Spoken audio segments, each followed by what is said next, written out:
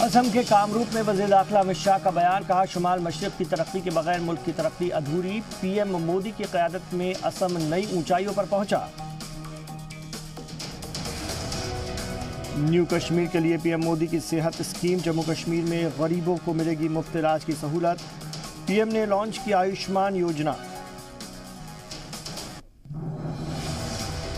जम्मू कश्मीर में अब हर परिवार को मिलेगा 5 लाख रुपए तक का स्वास्थ्य बीमा। उत्तराखंड के बाद जम्मू कश्मीर में सभी लोगों को स्वास्थ्य बीमा मंसूबे का मिलेगा फायदा। पीएम मोदी ने जम्मू कश्मीर के लिए आज के दिन को तारीखी बताया, कहा हर शख्स तक स्कीम पहुंचाना हमारा हदफ। पीएम मोदी का गुपकार इत्तेहाद पर निशाना, कहा डीडीसी चुनाव में काम के दम पर जीते हैं। किसान तहरीक को लेकर शिवसेना का यूपीए पर निशाना, कहा यूपीए की हालत एनजीओ की तरह। कृषि कानून पर यूपीए के सहयोगियों ने नहीं दिखाई गंभीरता।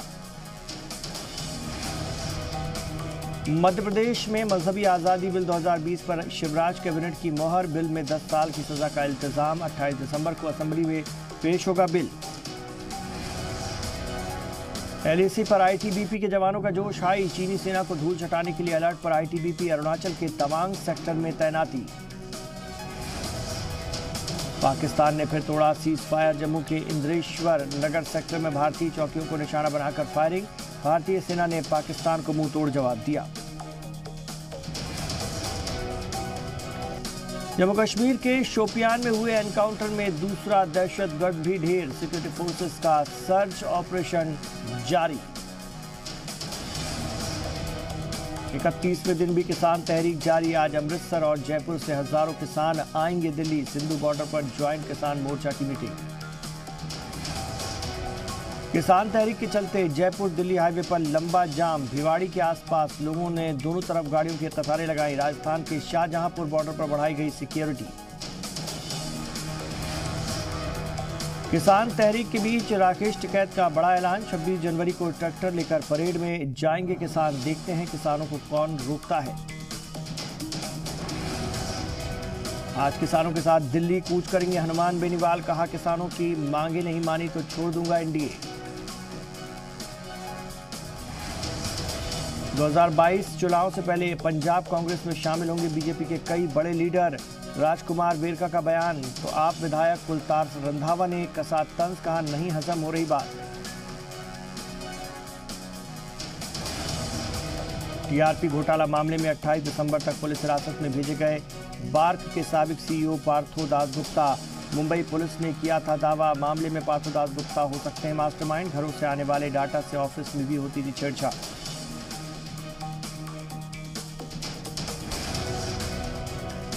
पिछले कुछ साल में पीएफआई के बैंक खातों में आई 100 करोड़ से ज्यादा की रकम। प्रवर्तन निदेशालय ने केरल की अदालत को दी जानकारी। दिल्ली दंगों में भी पीएफआई की भूमिका का जिक्र। रांची में घुड़सवारी सिखाने के बहाने लड़की से रेप। पुलिस ने मुलजिम नौजवान को किया गिरफ्तार। दुल्हन बनी गौहर खान की पहली तस्वीर आई सामने। जैद दरबार संग लिए दिए पोज।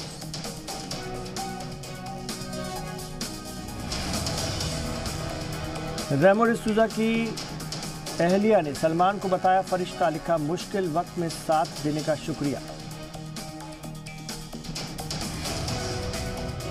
एमएनएस कारकुनान ने मुंबई में अमेजन ऑफिस में की तोड़फोड़। अमेजन ऐप में मराठी जबान को शामिल करने की मांग। लंदन के खतरनाक कोरोना वायरस के यूपी पहुंचने का अंदेशा। मेरठ में लंदन से लौटे 3 लोग कोरोना पॉजिटिव। जांच रिपोर्ट का इंतजार।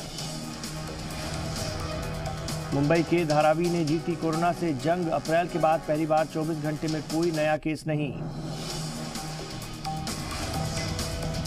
इंडिया ऑस्ट्रेलिया के बीच बॉक्सिंग डे टेस्ट की जंग। पहले बल्लेबाजी करने उतरा ऑस्ट्रेलियाई टीम। 195 रनों पर ढेर। हिंदुस्तान ने पहले दिन का खेल खत्म होने तक 1 विकेट खोकर बनाए 36 रन।